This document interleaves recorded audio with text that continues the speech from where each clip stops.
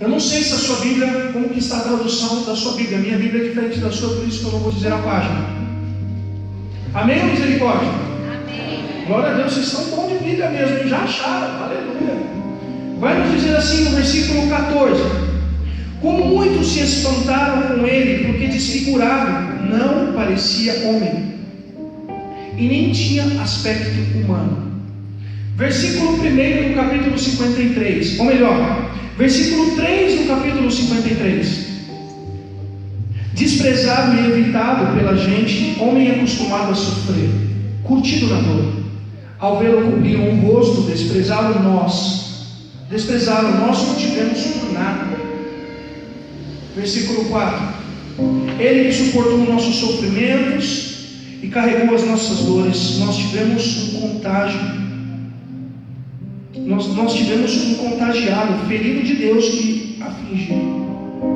Ele, ao contrário, foi transpassado por causa das nossas rebeliões, triunfado por causa dos nossos crimes.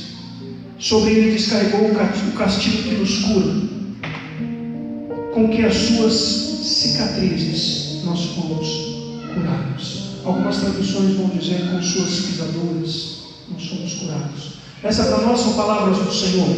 Graças a Deus. Aplauda a palavra de Deus. Mas aplauda com bastante alegria. Nós temos que aprender a aplaudir a palavra de Deus. Aplauda mesmo. Glória a Deus. Essa palavra vai dizer, irmãos, que Jesus, ele foi castigado pelos nossos crimes. Você tem crime, sim ou não? Sim. Claro que tem. Eu não estou falando de uma justiça humana, do crime que você vai diante do tribunal, um crime de roubo, de furto. Não, eu estou falando de um crime de pecado, um crime de ingratidão. Nós temos crimes, e nós fomos colocados diante de um tribunal, a qual o Senhor é o nosso juiz. O advogado de defesa era Jesus, o advogado de acusação é o inimigo. E o inimigo chegava diante, o inimigo quantas vezes chegou diante desse tribunal do juiz, do Senhor, e falava: ele cometeu crime, fez isso. E Jesus disse: em sua defesa, em defesa não do meu cliente, mas em defesa do meu filho, eu vou me entregar. E como Deus condenou o mundo por causa da iniquidade, por causa do pecado, Deus mandou o dilúvio, sim ou não? Sim. Não foi uma condenação? Deus destruiu Sodoma e Gomorra, não foi uma condenação? Destruiu cidades, destruiu a torre de Babel, não foi uma condenação? Destruiu os egípcios, não foi uma condenação? E por causa do pecado do mundo, nós fomos condenados, julgados e condenados como culpados. E Jesus disse assim: não, eu me entrego por eles, eu dou a minha vida por eles. E diante disso, como é que você consegue dar a vida sem sangramento? Já fez um corte alguma vez na pele? Dói, não dói? Sim, dói muito. E fica uma cicatriz, não fica? E às vezes demora para se recuperar. Então eu queria fazer um paralelo dessa morte de Cristo, mas não uma morte somente, uma morte de morrer, de se entregar. Eu estou dizendo uma morte de cruz.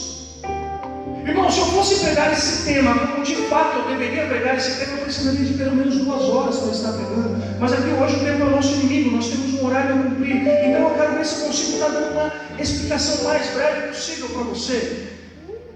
Nós estamos falando de uma morte de cruz, irmão. Se havia homens especializados em crucificações, eram os romanos. Não pense você que aquele que o crucificado ficava ali na cruz, ali morria. O Jesus foi o homem que morreu mais rápido numa cruz. Ele ficou 3 horas agonizando numa cruz. Um crucificado normalmente levava de 3 a 4 dias. Já houve casos de crucificado passaram uma semana agonizando numa cruz. E a cruz era uma estatura baixa. A cruz era o pé do crucificado. A altura do pé do crucificado ao chão era de aproximadamente 1,5 metros. Por que ele ficava 3, 4 dias naquela cruz? Porque ao ponto de os animais, os lobos, os animais ferozes, eles conseguiam alcançar o pé daquele condenado, e eles puxavam aquele condenado para o chão e eles devoravam aquele homem vivo. Eles eram espertos demais, eles eram especialistas em crucificar. Resumindo, se o homem não morresse na crucificação, ele morreria devorado pelos animais. E Jesus morreu dessa forma por mim e por você. Ele deu o sangue por nós. E eu acho interessante que às vezes a gente tem aquele ditadinho, né? Eu vou dar o sangue pelo meu trabalho, eu vou dar o sangue pelo meu grupo de oração, eu vou dar o sangue pelo meu time, eu vou dar o sangue. Irmãos, a gente não tem ideia do que é dar o nosso sangue. A gente não tem ideia. Nós não temos ideia. Deixa eu falar algumas características do sangue de Jesus, do sangue do nosso sangue humano e do sangue de Jesus. Das 20 funções que nós temos no sangue, ou mais, eu escolhi só 7, para que a gente pudesse estar partilhando aqui. A primeira função do sangue é uma função vital. Diga comigo, vital. Vital. Por que ela tem essa função vital? Porque sem o sangue nós não temos vida. O sangue, ele nos dá vida. Todo o ser vivo, eu não estou dizendo metaforicamente, eu estou dizendo que todo ser vivo ele tem algo que sustenta aquela vida. Nós temos o sangue. O sangue nos traz vida. Haja vista que Jesus, ele morreu para que nós pudéssemos viver. Ele deu o sangue dele para que nós pudéssemos viver. Porque diante da acusação do demônio, nos nossos pecados, nós estaríamos mortos. Estaríamos mortos. Ou você tem qualidades o suficiente para que Deus te salvasse. Ou você não tem pecado nenhum aqui. Você tem qualidade. Se hoje você chegasse diante de Deus se você chegasse diante de Deus Todo-Poderoso, no seu julgamento com Ele, e você jogasse no rosto de Jesus todas as suas qualidades, você acha que você seria digno de ser salvo? Seja sincero, você acha que olha, mas eu fui um bom pai, eu fui uma boa mãe, eu fui um bom cidadão, eu fui um bom cristão, eu fui bom. Você acha que você tem qualidades o suficiente para ser salvos? Não. Nós não temos. O que nos salvou foi o sangue de Jesus. E eu vou mais longe. Eu vou te provar, por A mais B, o poder que tem o sangue de nos salvar. Quando Deus mandou as pragas no Egito, Ele disse para os hebreus: sacrifique um cordeiro, um novilho de até 1 ano, pegue aquele sangue, passe no ombreiro das portas, e o Espírito descerá e aniquilará todo o primogênito. Por onde o Espírito passar, o espírito de morte passar, e ele ver aquela mancha de sangue no ombreiro das portas, ali ele não vai entrar. Todos aqueles que não tinham a marca do sangue morreram. Isso significa que o sangue os manteve vivos. O sangue tem o poder de curar, de libertar? Tem. Mas acima de tudo, ele tem o poder de nos manter vivos. A segunda função do sangue é a função alimentar. A função de alimentar. Diga para o seu irmão assim: o sangue alimenta. O sangue alimenta. Olha que o outro irmão fala: o sangue alimenta. O sangue alimenta. Talvez você diga assim: como que o sangue alimenta? Você tem veias e artérias no corpo, sim ou não? Sim. Você tem coração aí? Põe a mão no seu coração, vê se ele está batendo mesmo. Está batendo ou não? Oh, glória a Deus, você está vivo, irmão. O seu coração só bate porque o sangue passa por ele. As suas veias, as suas artérias só são alimentadas porque o sangue passa por ela. Qual é a função de uma artéria, irmão, se não passa sangue? Ou será que a sua artéria é diferente da minha? A sua passa leite? Passa refrigerante? As suas artérias e as suas veias, os seus vasos sanguíneos, eles são irrigados pelo sangue. Então o sangue é o que nos mantém alimentados. Se você não se alimenta, olha, vamos supor que você não come muito bem, você não se alimenta muito bem. O que acontece? O seu sangue se enfraquece, você fica com anemia, não fica? Você não fica mal? Porque o sangue nos alimenta, a função do sangue é também de nos alimentar. Irmãos, eu acho interessante que no Evangelho de Lucas, capítulo 22, versículo 20, o Senhor levanta o cálice e diz assim: este é o meu sangue que será dado por vós. E o que nós fazemos na Eucaristia? Na Santa Missa? Nós viemos para uma festa? Não. Nós viemos olhar a cor que o padre, o vestimento que ele está vestindo? Nós viemos olhar essa igreja bonita como essa? Não. Nós viemos nos alimentar do corpo e do sangue. Porque senão, se a função do sangue de Jesus não fosse nos alimentar, por que ele faria? Por que ele levantaria o cálice diante de um jantar? Ele não poderia levantar o cálice diante de uma pregação? Ele não poderia levantar o cálice. É interessante porque se a função do sangue de Jesus não fosse nos alimentar, na multiplicação dos pães não poderia ele levantar o cálice e falar assim: olha, pode beber aqui. E aí talvez você esteja falando: olha, mas se ele levantasse o cálice na frente de todos, na multiplicação dos pães, ele iria alimentar a todos? Iria alimentar a todos, mas nem todos, veja bem, nem todos estão preparados para serem alimentados pelo sangue do Cordeiro. Nem todos. Porque quando você se alimenta do sangue do Cordeiro, meu irmão, minha irmã, algo sobrenatural acontece na sua vida. Quando você se alimenta do sangue do Cordeiro, se você não estiver preparado para se alimentar do corpo e sangue do Senhor, pode ter certeza que você está blasfemando. E a palavra de Deus vai dizer que a blasfêmia o Senhor não aceita. A blasfêmia é contra o Espírito Santo. Ora, mas o Espírito Santo, Jesus e Deus não é o mesmo?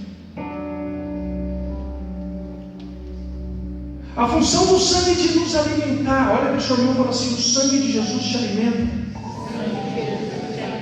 Eu tenho presenciado algo, eu tenho feito algumas coisas, irmãos, na Santa Missa que o Senhor me leva a fazer, que eu fico chapado do Espírito Santo, irmão.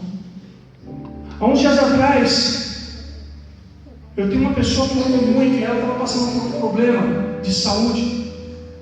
E me deu uns 5 minutos na hora que o padre levantou o cálice assim, irmão. Foi na hora, foi instantâneo. Quando o padre levantou o cálice, eu falei: Senhor, eu coloco esta pessoa dentro desse cálice. Irmãos, meia hora a pessoa me liga, o problema dela tinha sido curado. Sabe, irmãos, o sangue de Jesus, ele nos alimenta.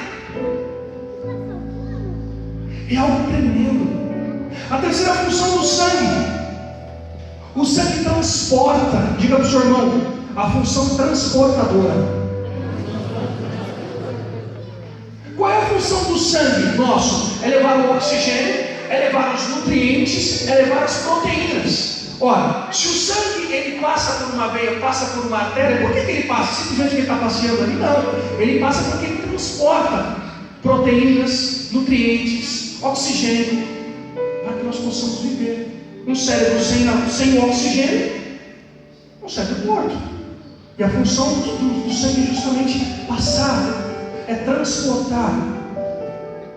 Irmãos, eu acho interessante que no Evangelho de São João o Senhor vai dizer assim: eu me consagro por eles.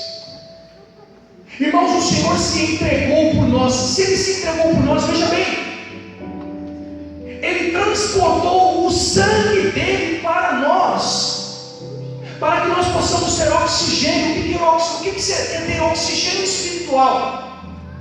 Oxigênio espiritual, meu irmão, é você se levantar todos os dias da sua cama cheio de batalhas, cheio de provações, cheio de perseguições, cheio de coisas, e você fala assim: ó, vou vencer.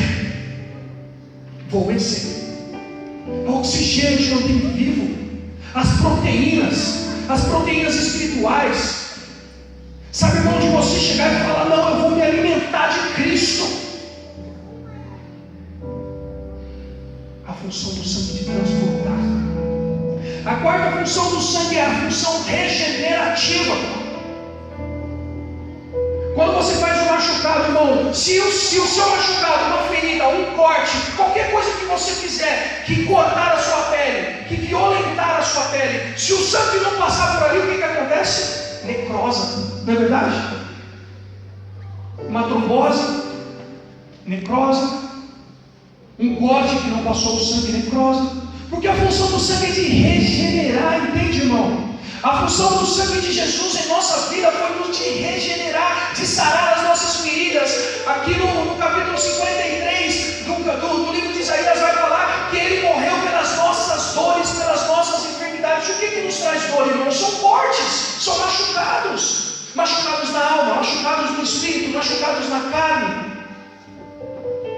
Mas a função do sangue de Jesus é de nos regenerar, isso é de nos curar, irmãos. E o que nós estamos muitas vezes vivendo na Santa Igreja Católica é que nós não clamamos o sangue de Jesus. Diga comigo: há poder no sangue de Jesus. Há poder no sangue de Jesus. A quinta função do sangue de Jesus é uma função tratadora. Isso é, o que é uma função tratadora? É uma função de purificação. O tratamento é uma purificação. O sangue de Jesus nos purifica, irmãos. O sangue de Jesus, ele purifica a nossa vida. É através do sangue de Jesus, é somente através do sangue de Jesus que nós somos provados, que nós somos purificados, que nós somos restaurados, que nós somos libertos. Se você está passando por alguma provação, clame o sangue de Jesus sobre a sua provação, porque você e eu, nós não temos forças humanas para passar por isso. E é por isso que nós estamos cansados de ver dentro da igreja católicos que abandonam a igreja para ir para a igreja que promove cura, católicos de dentro da igreja que estão sofrendo crises de depressões fortíssimas, católicos que estão dentro da igreja que estão abandonando a igreja porque não clamam o sangue de Jesus. Diga comigo: glória a Deus. Glória a Deus. O sangue de Jesus, ele é poderoso. Eu quero falar da sexta função. Eu estou acelerando aqui, irmão, porque o tempo não é muito curto. Uma função defensiva, irmãos. Nós temos os glóbulos vermelhos e os glóbulos brancos no nosso sangue. Qual é a função dos glóbulos vermelhos? A função dos glóbulos vermelhos é trazerem proteínas, é trazerem nutrientes. Essa é a função dos glóbulos vermelhos no nosso sangue. Acontece, irmãos, que se os glóbulos vermelhos estiverem doentes, o que acontece? As proteínas, os alimentos, as proteínas, os nutrientes, eles não são levados para nós. E aí nós ficamos doentes. E o que acontece quando nós ficamos doentes? Anticorpos, aliás, os vírus, as bactérias, eles tentam nos atacar. Aí entra a função dos glóbulos brancos de nos defender. Irmão, o sangue de Jesus, ele nos defende contra o diabo. É por isso que o inimigo tem medo de você e de mim quando nós clamamos o sangue de Jesus. Porque o sangue de Jesus, ele nos defende. Ele defende a nossa vida, ele defende a nossa santidade. E eu quero, irmão, passar para o último tópico que chama-se função eliminatória. O sangue, o nosso sangue, ele também tem a função de eliminar as células mortas, as células defeituosas, as células com problemas, as coisas que nós carregamos, as excreções, a sujeira do sangue. É interessante, irmãos, que se você olhar algumas situações, quando você tem um problema sanguíneo, por exemplo, aí, uma leucemia, ou se você tem um outro problema grave de sangue, o que muitas vezes é necessário fazer? Uma transfusão de sangue, na verdade. Porque aquela transfusão vai vir um sangue novo sobre o nosso sangue que é doente. E o Senhor trouxe um sangue novo para nós. Irmãos, nós precisamos ter o hábito de clamar o sangue de Jesus sobre a nossa vida. Nós precisamos nos doar a este sangue poderoso de nosso Senhor Jesus Cristo. Nós clamamos o Espírito Santo, nós clamamos a Virgem Maria, nós clamamos aos santos, nós clamamos a todas as pessoas. Mas se tem duas católico não sabe fazer, irmãos, o católico não sabe fazer, é clamar o poderoso sangue de nosso Senhor Jesus Cristo e orar pelas almas que estão no purgatório. Católico é muito difícil fazer isso, porque a gente está mais preocupado com os nossos problemas. Desculpe a expressão, e se dane as almas que estão no purgatório, o que importa é que eu não vá. Só que você e eu podemos ir. Eu acho interessante que os evangélicos, muitas vezes você conversando com eles dizem somente pelo sangue do Cordeiro, sangue de Jesus tem poder. Eles não dizem isso para você. Pelo menos eu tenho amigos evangélicos que dizem isso para nós. E nós não dizemos o sangue de Jesus tem poder, só pelo sangue do Cordeiro. No Antigo Testamento, meu irmão, minha irmã, os nossos pecados eram expiados pelo sangue do Cordeiro. Eles matavam e sacrificavam em aquele sangue, eles incensavam aquele altar, e o sangue do Cordeiro era tido como expiação de pecado, e Jesus expiou os nossos pecados através do sangue. E aí eu digo para você, você tem dado sangue por Cristo? Será que eu estou dando sangue pelo nosso Senhor Jesus Cristo? Não que Ele mereça ou Ele precisa do meu sangue, não é isso. E quando eu falo nosso Senhor Jesus Cristo, eu estou dizendo também pela igreja. Será que eu e você estamos mais preocupados em fofocar, em nos envolver com intrigas, em olhar a dificuldade e o pecado do irmão, do que clamar o sangue de Jesus sobre ele? De que clamar o sangue de Jesus sobre a sua língua, sobre a minha língua, sobre as nossas mãos? É por isso que a gente muitas vezes não vê cura de alma. Às vezes nós estamos interessados em ver uma paralítico se levantando da cadeira de rodas, cego chegando, surdo ouvido. Irmão, isso Deus pode fazer, mas eu quero saber se está tendo de fato curas da alma dentro da igreja, curas da alma. Será que nós estamos vivendo isso? Eu quero dizer uma coisa para você, irmãos, com todo amor. Se você não tiver sobre a sua vida o sangue de Jesus, se você não tiver sobre você banhado no sangue de Jesus, irmão, você vai orar pedindo a bênção para Nossa Senhora, você vai orar em línguas clamando o Espírito Santo, você vai pedir a Deus que intervenha em teu favor, você vai clamar a Deus para divulgar a sua causa, para curar a sua saúde, para fazer isso, para fazer aquilo. Mas desculpa, é balela, porque tudo é através do sangue. Porque se não fosse isso, irmão, Ele poderia ter feito qualquer outra situação para nos salvar, mas Ele morreu pelo preço do sangue. O seu pecado, o pecado que você está vivendo, os traumas em que você está passando, as situações que você está vivendo, só vão ser libertas, só vão ser restauradas, só vão ser curadas pelo poder do sangue de Jesus. Se o sangue não fosse importante, nós seríamos como igreja evangélica, nós faríamos aqui uma celebração com pão de padaria e vinho. Mas não. O pão se transforma em corpo e o vinho se transforma em sangue. E quando nós viemos à missa, nós não viemos para uma festa, nós viemos para o Calvário. E nós não viemos como espectadores. O que me intriga muitas vezes, irmãos, é que nós chegamos à Santa Missa como espectadores. Eu acho horrível. Os irmãos, tem uma coisa que me irrita, é quando a pessoa diz assim: eu vou assistir a missa no domingo. O que assistir, irmão? Você é telespectador? Você não vai assistir a missa, você vai participar da missa. O Senhor te convida a ser participante e não telespectador. Você não assiste missa, você participa do Calvário junto com Jesus Cristo. Porque quando você vem à Santa Missa, as suas dores, os seus problemas, os seus pecados ficam ali no altar. Agora quando você vem assistir, você entra vazio e sai vazio. Então diga comigo, eu participo e não assisto. Eu participo e não assisto. Entende, irmão? Nós temos que clamar esse sangue de Jesus sobre a nossa vida. Está passando por alguma dificuldade, irmãos? Esses dias eu estava passando por uma situação tremenda, e eu falei: Senhor, derrama o teu sangue sobre a minha vida, e derrama, Senhor, e comecei a clamar o sangue de Jesus sobre a minha vida. Irmão, as coisas estão mudando. As coisas estão mudando. Muitas vezes a palavra de Deus vai nos dizer que muitos demônios só são expulsos com jejum. Mas eu quero dizer algo para você. Muitos demônios só são expulsos com jejum, mas todos os demônios só são expulsos com o sangue de Jesus. Todas as suas preocupações, todas as suas tribulações, todos os seus familiares, eu não sei o que você está passando, tudo aquilo que você vem passando, irmão, por pior que seja na sua vida, coloca dentro do cálice onde está o sangue de Jesus, e eu profetizo sobre a sua vida que a sua vida nunca mais será a mesma. Nunca mais. Deus vai me tirar os problemas. Deus não vai tirar os seus problemas. Deus vai te ajudar a enfrentá-los. Porque quando você está com o sangue de Jesus revestido sobre o sangue de Jesus, irmão, não tem diabo que aguenta. Não tem tribulação que ele não possa vencer por ti.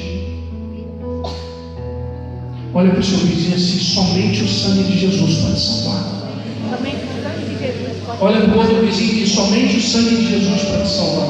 Somente o sangue de Jesus. Pega na mãozinha dele, põe ele de pé.